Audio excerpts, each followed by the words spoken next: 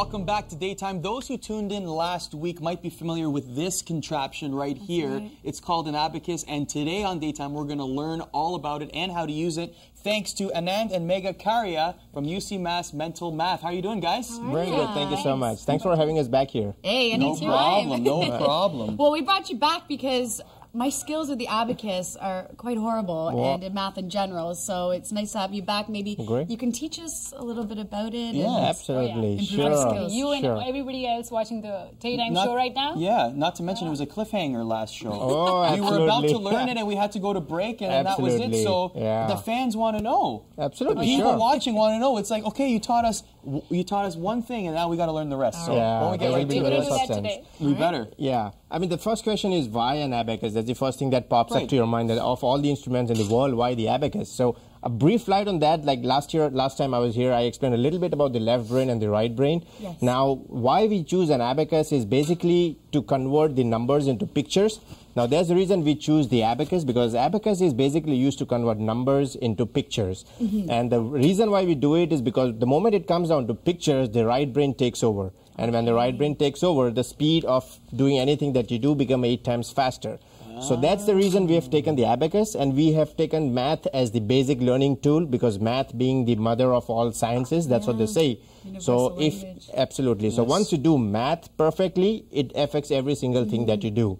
So that's the reason an abacus is here, and I gave you a brief on how exactly the abacus looks, and Megha here would show you exactly how it works. Yeah, definitely. All right. You can just lift it up. So let's last time I did it the wrong way. Let's get the abacus. So we pull these out. The teacher's abacus, the students obviously don't do on this because they can't carry it home and practice further. Right. But the teacher's abacus is this, and let me just show you something which a child could do after learning the abacus for about an year. It is on a later stage where maybe a multiplication sum where if I could think of 624 into 25, 625, so 24 multiplied by 25. Okay. So first what we do is 624 multiplied by 2. So 2 times would be 1, 2, 4, 8. I hope I'm correct. Yeah. Okay.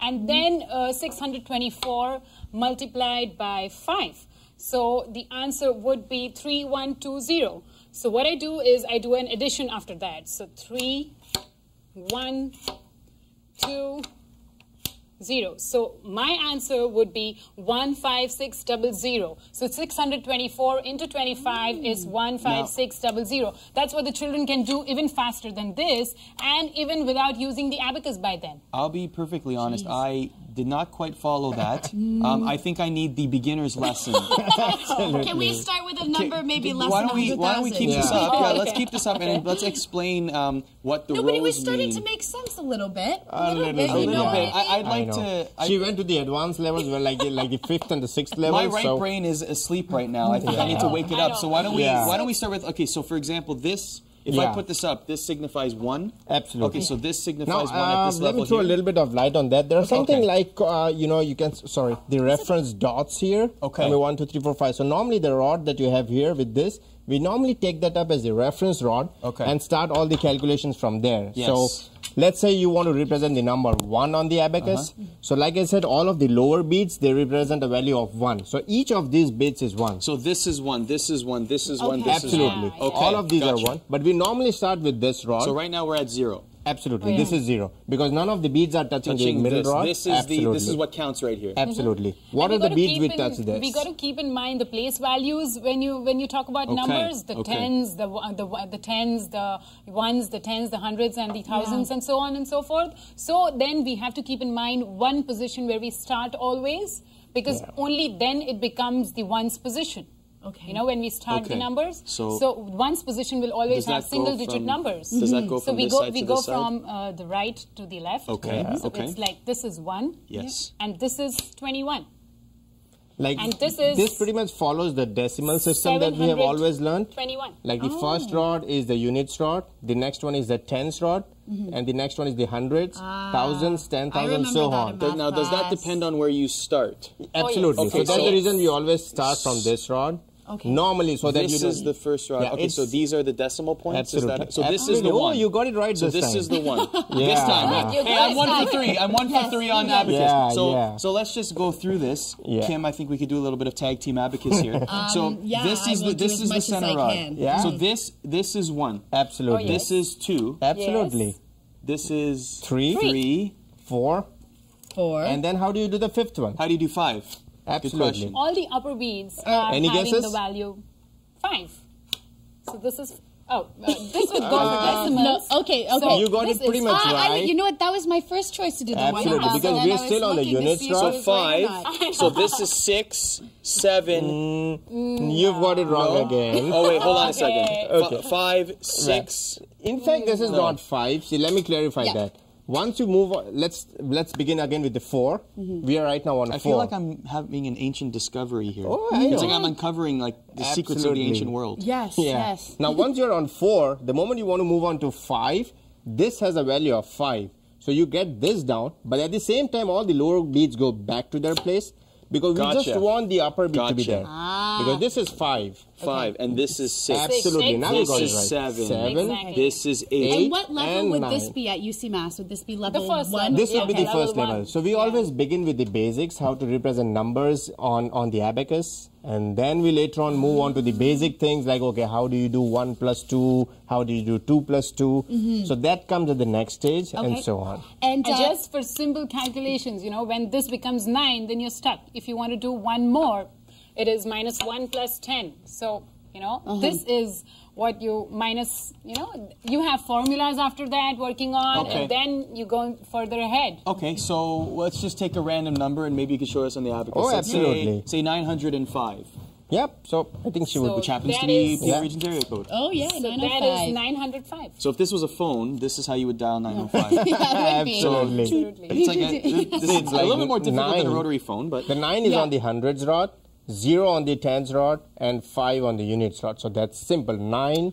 0, 5. I see. It's so a you're three-digit showing number. the Very numbers. simple. So this is the thousands rod. Absolutely. So if I wanted to do 1,905, it would be like this. Oh, Exactly. now you Look got at it. that. See? Look at that. Wow, wow. I can see Thank that you so aura much for around showing you. us the abacus here. We got to take Yes, a break. thank you, But when we guys. come back, we'll be talking with Keith Morrow, who's the president of Visual Arts Brampton. Stay tuned here on Daytime.